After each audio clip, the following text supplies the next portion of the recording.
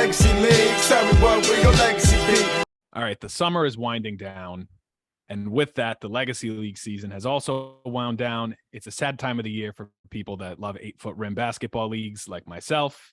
But the Low Post podcast is here one more time this year. So I'm Dan Ruggiero. My co-host is PJ Thomas, and we're joined by another special guest who is going to help us talk about all these events from the last few weeks and then also make a few announcements of their own. So why don't you introduce yourself to the crowd? What's going on, guys? Gino Forte, multi-year Legacy League on the Rhode Island Werewolves. I will start off real quick. Announcement that's a little bit hard to make for all those Legacy League fans out there.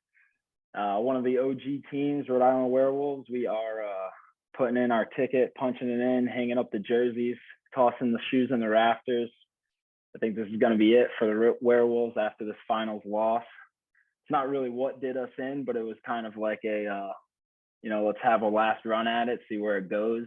If we win, we're done. If we lose, we're done. We'll see how it happens. But kind of our main thing that we've been rocking with for the whole time in the Legacy Leagues was playing with our boys. A lot of our boys are moving away. Can't really get the numbers, as a lot of people saw this year. We were playing with like 4 or 5 guys all season. So it was pretty tough to get the numbers, and that's kind of it. So make the announcement right away. It's definitely a tough thing. I mean, you look at it, you guys were one of, I think it was 3 of the remaining original franchises. Long storied history. You finally get back to the finals after, overtime semifinals win that we're not really going to get too much into this week, but it's definitely tough. The inevitable trudge of life, like life goes on, and Legacy Leagues is just temporary, but the history that you guys have etched is forever, I'd say. Peter, do you have any comments about them? No, I mean, we had that one week we talked about teams that should be inducted into the Hall of Fame as opposed to players. I would say the Werewolves, being one of the OG teams, is one of those, especially like guys like Brian, Gino, who have hit that 1,000-point mark. So yeah, I mean, it was a pleasure playing against you guys. I remember the first week we shit talked to you guys on social media, and actually since then we've become pretty much boys with you guys, and so it's really been fun hashing it out on the court. But wish you guys the best. If you ever come back, we'll be there to welcome you. So hopefully we stick around for a little bit longer, because I think our bodies are starting to get old too. But it's been great playing with you guys, and I wish you the best for what's to come. Yeah, appreciate it. You were talking about that finals game, and you say that's kind of like the last dance. It's not what did you win, but I think we didn't do our recap after the finals because they did a post-game show. You don't want to dilute the market, too much of a good thing. But let's spend a few minutes now talking about that finals. Final score 72-50. It was a lot closer when you guys played in the regular season, and it was a lot closer of a game. You guys even had a lead, and then Jose showed up. So I want to know, it seemed like that kind of took the life out of you. Like, you guys were playing really well from the start, hitting some shots, getting out in transition, and then it just seemed like the brakes fell off a little bit. So what kind of happened around that end of the first, beginning of the second quarter for you guys? I mean, honestly, it wasn't, we knew Jose was coming. I honestly don't think there was a doubt in any of our minds that he was going to show up. We had known prior to that he was kind of spotty. He wasn't even hitting up Cody or anyone saying oh, I'm not going to make it. He would just show up.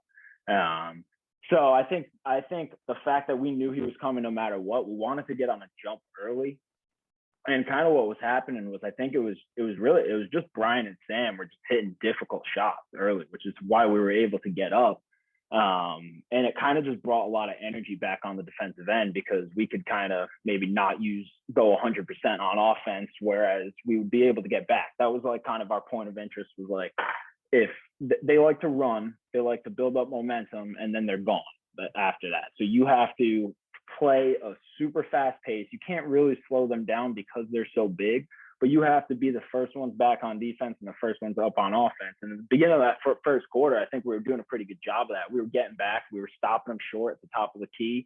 And then Jose got there, made a couple of baskets, and momentum shifted, and it was just so hard to get back from that. And then the one thing I think of is Nuri said in the post-game show, because he spent a lot of time I think he was there for the whole show with them. and he was saying that like he thought you guys were 1-2 punch. I remember I had set the prop betting line at over under 2.5 for players to be in double figures, and I think it ended up with you had Brian and Sam both over 20 points, and then you had Joe finish with like 9 points, I think it was. So that was really close.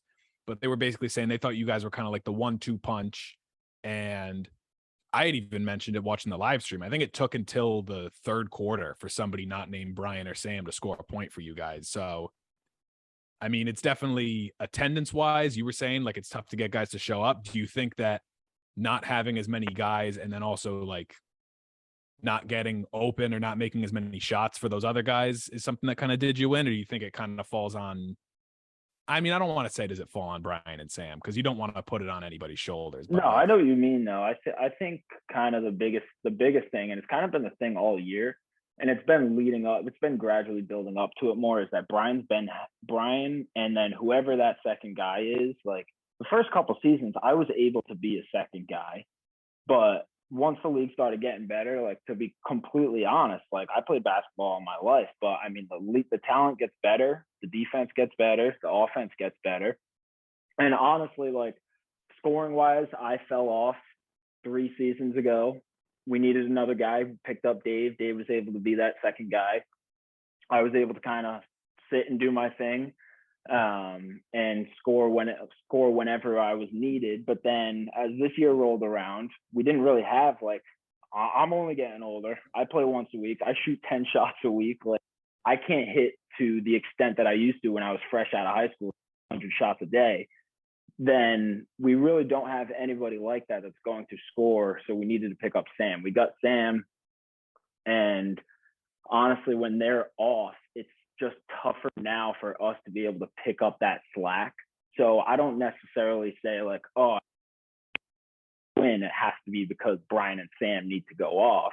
Like we still need to pick up our job and kind of take care of business, whether it's making passes or making stops on defense and hitting our wide open shots, but we just weren't doing that. So it just kind of made it tough going into the finals, especially against a team that can make you pay off transition in a matter of a 10-point swing in 30 seconds. It was a tough one. and then you're saying you're hanging it up. But last year we saw the Ozone boys after they got bounced in the playoffs saying they were hanging it up. They inevitably came back. I know there's probably a lot of factors at play. They're younger guys. I think they're maybe like 2 or 3 years younger than us. Yeah. Is there anything that would happen that could lead you guys to reverse your decision? Because I mean, obviously, like the talent of the league keeps going up every year, but I don't think there is legacy leagues basketball without the Werewolves. We've discussed like what would bring us back. I mean, you gotta take into consideration like the league ain't cheap. It's really not. It's so fun, and I think it's been worth it every single season. But it's not cheap. The Werewolves, the teams that have been in here from the start, have spent over $1,000 each player probably, just playing in the league. So that takes a toll on you, to be honest. But we talked about a couple factors. Honestly, that wasn't really a factor. The biggest one would be if Dave somehow were to switch jobs, get a Rhode Island job or something, and we could play with Dave again. Because Dave was someone who we grew up playing against from a Situate-Pontiganset rivalry. We built like a friendly relationship with him throughout that time, and only being able to play with him, especially for Brian, where it was like Brian and Dave went at it in high school. So them being able to mold their play styles together to try and win games and then get to a championship, I think that was like, it was just so fun. That season was super, super fun. And this season was really good with Sam too. But then we add Dave to that 1-2 punch, as you were saying, of Sam and Brian. I think we could really be a good contender while keeping that same core and keeping the same values that us as the Werewolves have had all these years. Love that. I don't know. I'm having a hard time in my head trying to rack, like, at least in your guys' opinion, would the winter 19 finals loss or would this finals loss be a little bit more like shaking for you guys? I think I think the first one was a little bit more it hurt a little bit more. I think it was because, like, I mean, we get Dave. Dave's nasty.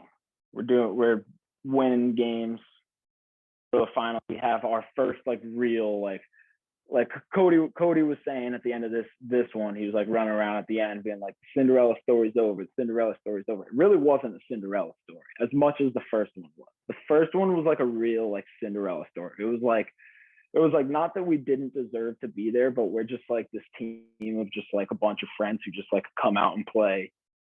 And we just make memes on our Twitter and Instagram account. And then we show up to the finals, we play Lob City, and we take them to double overtime, I think it was. But that one hurt a little bit more because, you know, like there were a lot of like what ifs in that game, especially in that postseason where it was like, I think we definitely could have had them. Whereas like after our game the other day, you know, me and Brian and Ganser, we were sitting in the car and we were like, honestly, like, once we lost that, like we were literally just trying to think of like one thing that we could have done where like we could have turned tides around. And like, honestly, like we were in it most of the time because Brian and Sam were hitting very difficult shots. So, I mean, there really wasn't much we could have done. They were just massive. We didn't match up really well size-wise. They were making Brian work and Brian get tired on the glass, and there really wasn't much we could do. So I definitely say the first one hurt more. Yeah, I mean, there's a lot of lessons to take away from it. But, I mean, we don't want to dwell too much on the finals. We're going to talk more about what happened this week. And you guys were both judges for the dunk contest. You guys were both present for All-Star Night. So I think we start with the dunk contest. We had Terrence Gallo winning his second straight dunk contest championship. I don't know. Was he in the dunk contest our first season, PJ? He might have been. But I like what you said to me when I called you this morning about the 3 guarantees in life. If you want to give that spiel again, because I thought that was great.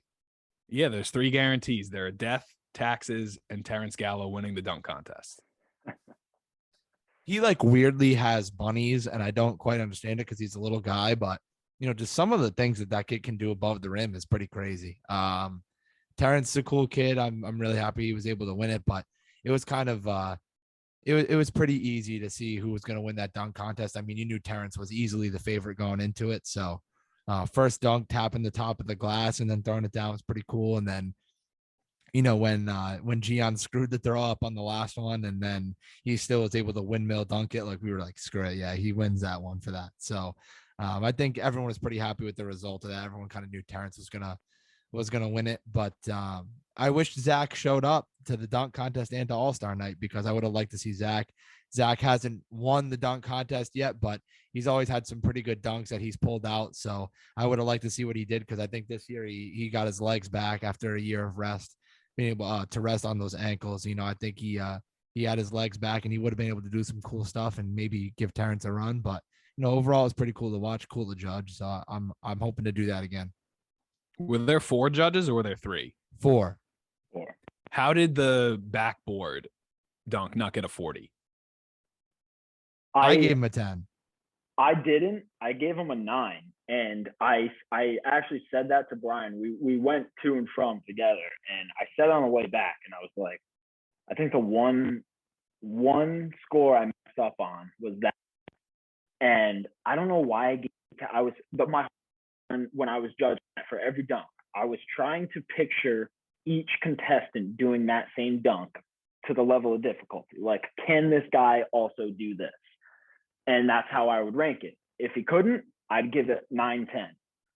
I don't know why that, like, in mind, that slight bit of doubt that somebody else might have been able to get up the way he did and touch that ball, like literally in the top 4th of the backboard. But I gave him 9 for it, and I regret it. I wish I gave him a 10. I said it right after. I don't think you were the only one that gave him a 9, though. I think there was another I wasn't. 9. Yeah. But you know, I think the free throw line dunk was pretty cool. And then the one where Gian screwed up the throw was really cool, just because he made something out of nothing, which was kind of cool to see. But no, I mean, he kind of walked away with it. I don't think, to be honest with you, I think Jaron was the biggest disappointment of the dunk contest. He did the same dunk twice, and so we gave him that one hurt. Yeah, his second score, we gave him like something in the 20s, but we were like, dude, you just did the same dunk 2 times, like it, Right. and you can fly. So we were a little confused about that, but Spence actually did a pretty good job. He jumped over the ball rack. If he didn't hit his feet on the ball rack, he honestly probably would have gotten a 40 because he flew. I think he would have got. He I did a said I would've 360 given him over 10. it. Yep. If he didn't touch his toes on that, it would have been cool. I think if Gian didn't touch Hachi when he was trying to jump over him, Yep.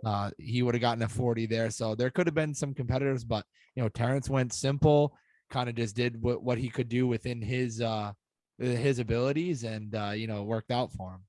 I think it was a good one though. I mean, honestly, like the past dunk contests we've had, I can like picture. I don't remember what exact year. I've watched a couple of them, and some of them have just been complete duds. Like nobody knows what to do out there. It could have been people that can jump insanely high and can dunk really well, but they go out for a dunk contest and then they get there with no practice or no idea what they're going to do, and they're like, all right, I'm just going to maybe do like a windmill or something. But it looked like these guys put a lot of thought into some of the dunks that they were doing. Right. Yeah, it was definitely one of the more enjoyable ones that I've seen. Even not even watching it live, like just watching it on Snapchat, I was like, oh, these are crazy.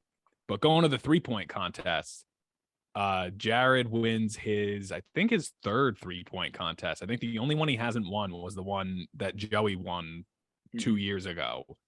But I mean, there's not much really you can give as analysis for a 3-point contest. It's just who made more shots than the other one. But the one thing I will say, Cody having only 6 points in the first round definitely surprised me. He's been off this year shooting the ball. I don't quite know the reasoning behind it, but he has not been himself shooting this year. You saw it in the All-Star game, which we'll talk about in a little bit.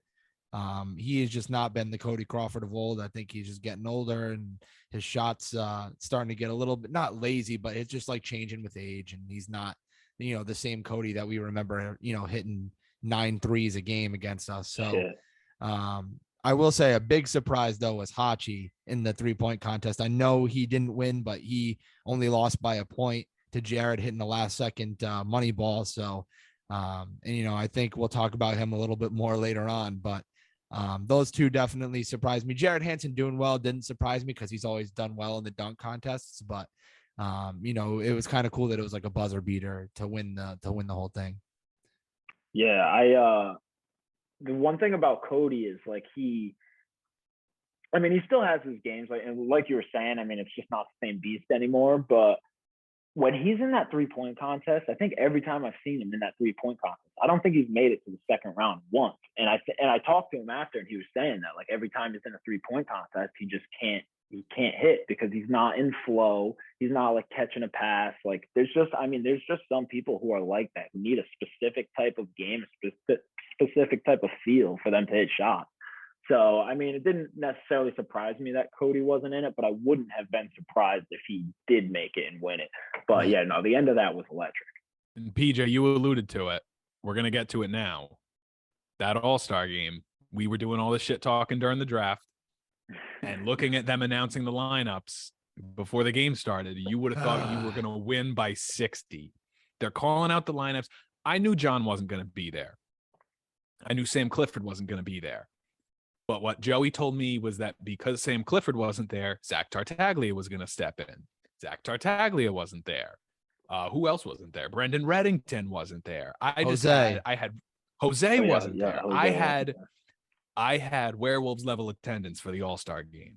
And I thought I was going to get absolutely clapped. But as soon as like the first or second highlight in the first quarter, as soon as I see Spence Freeman hit a 3 in the first quarter, I was like, this is locked up. I am winning this no matter what. I want to know what you had to think of this, PJ, because you had to watch it live and in person. I will say my team was full of mostly multiple time All-Stars other than Gian and DePina. And they were like, because your whole team, you had like 6 guys. Oh, 5 guys. I had 5. Well, I had 4, but I'll talk about it. I'll pull up the box score. Late addition Hachi Amini, who I did throw a vote for, but he wasn't selected initially. But because of all the attendance, it's like the Major League Baseball All-Star game. You end up getting like 85 All-Stars that get announced. But Hachi's the late fill-in. and the snub for MVP, in my opinion. Absolutely snubbed, by the way. Should have gotten it, dropped almost 40 points. Literally, we couldn't stop him. But what I was going to say is, like, I think Heston was saying that, like, they were able to get into kind of a flow because there was only 5 guys. So they were out there for longer doing their thing. But at the same time, I don't know for what reason your team was playing like real defense for all 4 quarters. All 4. And my guys were like, screw it, we're just going to kind of chill till the 4th quarter. And I was like, yeah, I mean, it's an all-star game. That's usually what happens. But and I think you could probably see it in the actual box score. Like, I bet you the first 3 quarters were a pretty big separation compared to quarter 2. And then quarter 4 is pretty bad too. But I mean, quarter 2 is really what killed us. We were just kind of chilling and doing their thing and just trying to take some shots. And then we really tried picking it up end of the 3rd, going into the 4th. But 4th quarter, we outscored you by 10. And even in the 3rd quarter, outscored by 2. But that 2nd quarter, you won the second half. Won the second half. But I told them after halftime, I was like, I guess we got to start playing defense and actually trying to do some stuff here because you guys were locking it up, really trying. So they went for it. Their goal was to just not get hurt, but it was fun. It's an all-star game, and it was fun to see some guys go off. Charles Correa, my MVP though, for my team. Oh yeah, if you guys had won, he would have been the pick for me because I think you guys shot something like 20% from 3, but I think he had all but 1 of your makes from 3 because Gian went like 1 for 11 from 3. Yeah, yep. I think he made like 10 or something like that. No, 7 for 16 for Charles. Yeah, that's pretty good. Pretty good. What I will say is you said, what'd you say? I said some of the threes he hit were crazy. Oh yeah. They were contested as all hell, yeah. You were talking like during the draft about your spark plug scorers off the bench, and you picked Jared and Cody to be your spark plugs off the bench, and they went 0 for 7 from 3. Well, my spark plug off the bench was Charles Correa because I kind of stole him at the end of the draft. DePina played well too, but to be my spark plug off the bench, Charles absolutely stepped up. I heard he's trying to go back to Puerto Rico to play again. He can just hoop, dude. Whenever he's in the headspace to actually play basketball, he's just like ridiculous. But I think he's really trying to get back to being in that kind of zone of playing at a very high level. And I mean, you're seeing it. Like, he looks great when he's out there, like quick, making great passes, shooting the ball like over people like effortlessly. So it was pretty cool to watch, especially when, as someone who doesn't have the ability to do those kinds of things, it's pretty cool to watch. And the last thing that I'm going to bring up, everybody was ripping on me for it during the draft. We get through 4 rounds, we get our starting lineups, and then my first pick off the bench is only the famous Jaron Thomas. And all you keep hearing is, I don't know if he had to go this early. Dan's either going to blow him out or he's going to lose by 60. I don't know. Like, he could have waited. I don't know if PJ's planning something. I knew what I was doing. And then I put up the MVP odds and I put him at plus 1200. And everyone's like, what's he doing there? I knew what I was doing. Jaron Thomas takes home All-Star Game MVP. Unrightfully so, by the way. Unrightfully so. Like, I will say, we pulled up the box score and we only had the 4 guys who were originally named to my roster that showed up. Hachi steps in and he dropped, I think it was like 34, 36 points, something like that. He absolutely went off. Like, and I think he shot maybe over 50% from 3. It was absurd the way that kid was shooting the ball. So you kind of got lucky with a steal there because he's definitely a microwave scorer, as we know. I voted for him for an all-star as well. I know you did too, so we weren't surprised. But they didn't want to give him the all-star MVP because he wasn't named an all-star initially. But I mean, if you go into the all-star game and you drop almost 40 points, you're pretty much an all-star. As long as you got votes, I think you're an all-star. I think he deserves it. Definitely, in my opinion. Okay. So that's all-star night. That's the finals. We got the awards this week as well. So I want to hear either of your opinions on them. Like, do you think anybody was snubbed from any of the all league teams, or is there somebody that you think should have not been there that was there, vice versa? I want to know what your thoughts are. Yeah, give us a pull up, Dan, or I was give us gonna a say, Pete, rundown I mean, of who they are. You're just playing Madden, Pete. I am in the background playing Madden. It's a big game for the franchise. What were like the major awards though? We know Gian got MVP. Most improved so was let's Colin. pull up from the top. Gian takes home MVP and Offensive Player of the Year.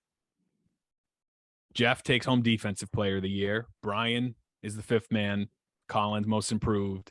And then Devin Pena is rookie of the year. But like, do I have a biased opinion to say that I still think Brian should be again back to year? I voted for Brian as well. And I love voted Jeff. for Jeff. But I voted for Brian. I think, I think it was definitely a lot closer. I think also as the Werewolves made it seem at first, but dude, there is just something that's so crazy about how Brian defends. It's such an unorthodox defense. Like, he's so like lanky, but quick at the same time, beating some back. Half the time he made the person shot. No idea it was Brian that blocked him. He was just not close to them. But I mean, I think it was well deserved. Jeff, he's just a great guy too. From all of us, we actually grew up watching Jeff play. Pretty cool. So credit. I think because we always talk about, like, I always say when the interns look at who they're going to vote for, they might want to rely too heavily on like looking at the stat sheet, and everyone's like, oh, stats aren't everything. But like, if you're making the argument for a guy like Brian to win defensive player of the year, he leads the league in pretty much every defensive category year in and year out. So it's like, if that's what the stats say, like, what does it say like when you watch it live? And when you watch it live, it's really something else. The thing for me, why I gave my vote to Brian as opposed to Jeff, and like I said, I think Jeff's a great defender. I love Jeff. I obviously drafted him to my team, but he doesn't guard as many positions as Brian. Brian guards all four guys on the court. Jeff guards the bigs usually, but and he struggles to keep up with the guards. You're not going to see Jeff guarding Gian, but Heston's going to guard everybody's best player, no matter what position they're at. Center, point guard. And that's why I gave him my vote, because that's ridiculous. That's not something you see. He literally can guard every position on the floor. So Gino, I'm with you, but clearly the interns aren't. So, it's unfortunate. Hey, I gave Jeff the vote, and I think he's the one that falls into that category where it's like, the stats say one thing, but watching him's another thing. Like, he definitely is a guy, like, even if he's not directly, like, you don't want to go into the paint against Jeff. No, absolutely not. The other thing that I think is interesting, I mean, we look at the all league teams. We've got Gian, Brian, Devin, and John making first team. Who made second team? Second team was Cody, Colin, Vinny, and Jeff. And then this is also the first year we had an all rookie team. We have Gian, we have Devin, we have Sam from the Werewolves, and we have Andrew from the Ozone Boys.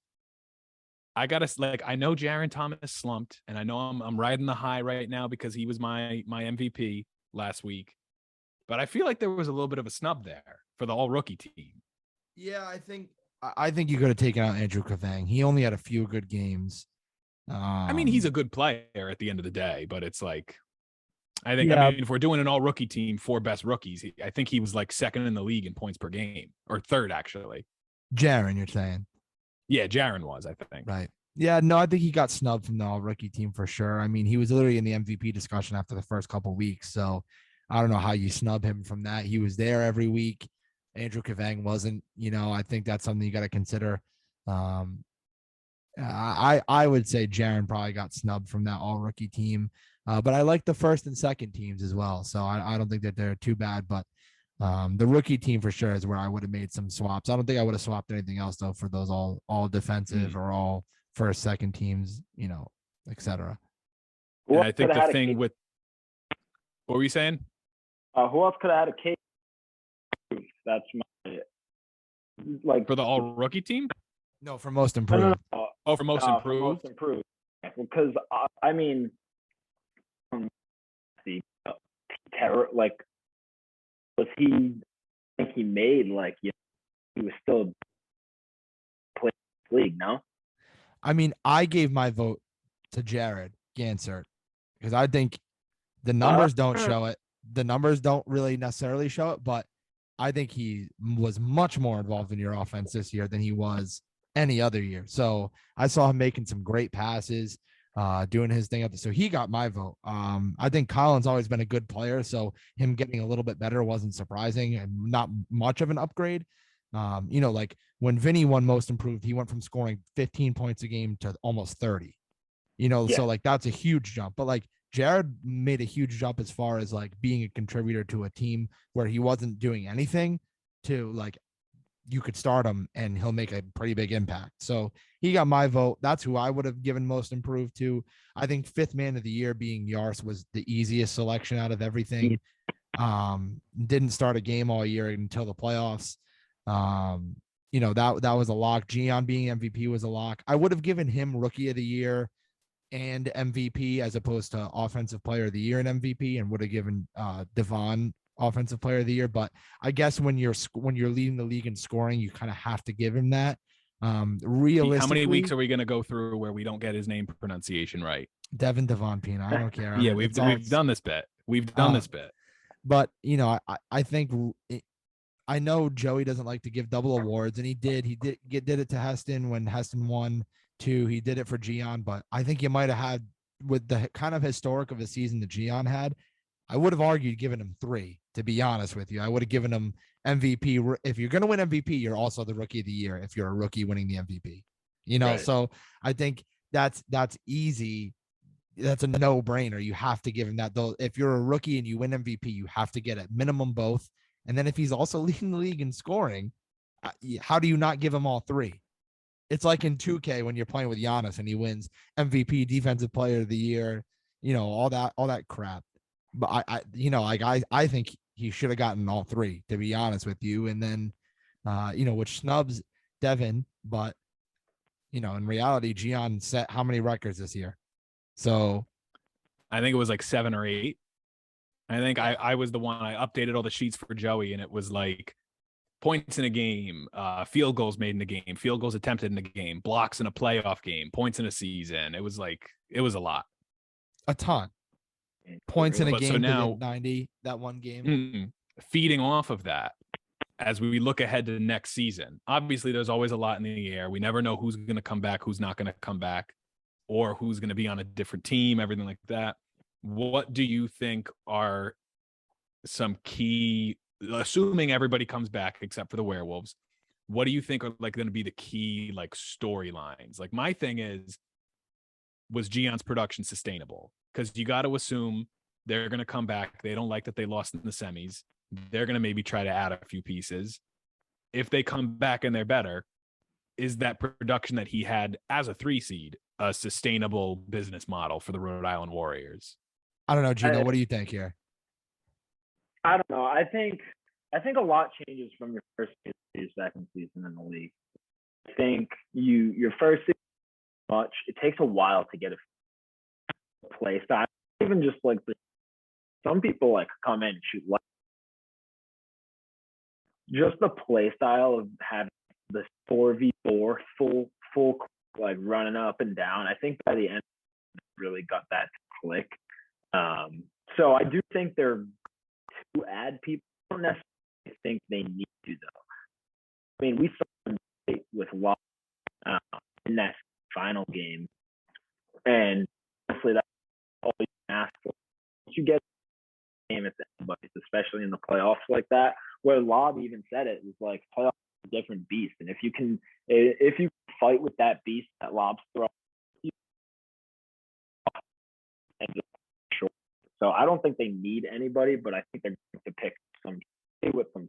Yeah, and I guess the big thing there is it all depends on who comes back, who doesn't. Because, I mean, you always see with, like, the bad teams that they don't want to come back. But then again, you always get some iteration of only the fan basket hounds every year. There's always a rotating team that's 0-10, which the fact that Bogey Kicks did get a win in the playoffs was beyond me. But now, Pete, I want to ask you this one because I'm not there. So I'm not able to do as much of the general manager duties as I used to. What's the key for the Duyes boys? Because you have back-to-back years where we go undefeated in the regular season, and then you have a finals loss, and then you have a semifinals loss. So what's the key for our team to try to get over that hump and maybe beat Lob in a finals, which we haven't done? Well, I think it starts with staying together. I don't know if we have to shake things up too much in order to be contenders. I mean, we literally haven't lost a regular season game in 2 years. We have 2 losses in 2 years, and they've both been in the playoffs, which sucks. Some guys just not having a great night. I think by the end of the year, everyone's tired. But the reason we got so many guys like that is because even on Johnny's off night, which we saw against the Werewolves, Vinny had a pretty rough night. You had a guy like Brian Yars, who literally without him, we're not even in the game. Just going off, hitting a couple threes down the stretch, the three to tie it, to send it to overtime. And I realistically think we're a bench technical away from the energy not shifting in that game. I mean, Gino will probably agree with that. That was a 4-point swing to start overtime with the bench technical, because the ref didn't like something that Verducci said, who wasn't even in the game, which we were a little bit upset about. But at the end of the day, I mean, whatever happens, happens. And if you leave the game to the refs, you're not doing your job. I've always been told that. But, I think that was the swinging point for us. So if that doesn't happen, maybe it's a different outcome. I think we had all the momentum going into our game in overtime. And then it just kind of got away from us, in an unfortunate way. But, I think just continuing to keep the guys that we have and doing our thing, and whether that's adding one piece maybe to give those starters a little bit more of a relief. I think Shane's going to start resorting to that bench role. I think his body's getting a little bit older, and he even kind of wants to start doing that. So whether that means starting Yars and getting another bench body, or putting someone else out there and letting Brian do his thing off the bench with Shane, we'll kind of see. But I don't know if we have to shake things up a ton in order to stay competitive, but we'll see what Lob brings back next year. We'll see what we bring back next year, and then we kind of go from there.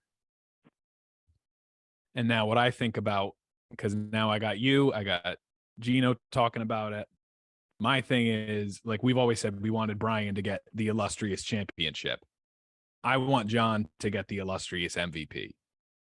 And I think if that happens, then they could go like 4-4. I don't know how many games they're going to have, but I mean, I want to see John get that first MVP. That's all that I desire.